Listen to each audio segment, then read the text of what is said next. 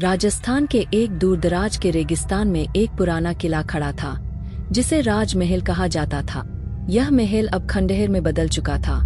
उसकी ऊंची मीनारें अब केवल यादें ही बनकर रह गई थीं, और एक समय जो सफेद संगमरमर की दीवारें चमकती थीं, अब वे समय की धूल और दरारों से बेमूरत हो चुकी थी।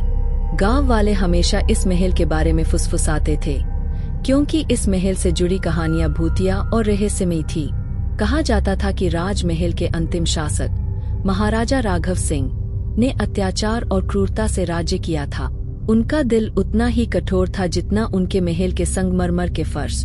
सत्ता की लालसा और अमरता की इच्छा ने उन्हें एक खतरनाक काले जादू के साथ सौदा करने के लिए प्रेरित किया। एक रात जब आकाश रक्तलाल हो गया था और घनघोर अंधेरा चारों ओर फैल गया था, महाराजा ने एक प्राचीन और निषिद्ध तंत्र क्रिया का आयोजन किया, जिससे वह अनंत काल तक जीवित रह सके।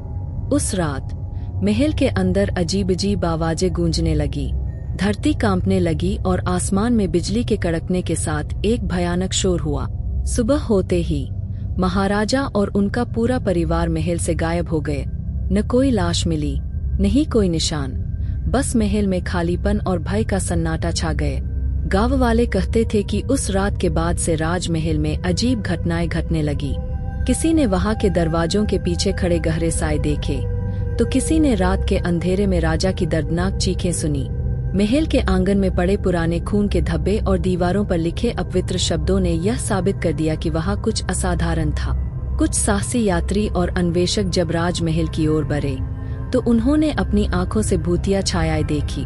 वे बताते थे कि महल में प्रवेश करते ही एक असहनीय ठंडक महसूस होती थी, जैसे वहां का हर कोना किसी गहरे अंधेरे से घिरा हुआ।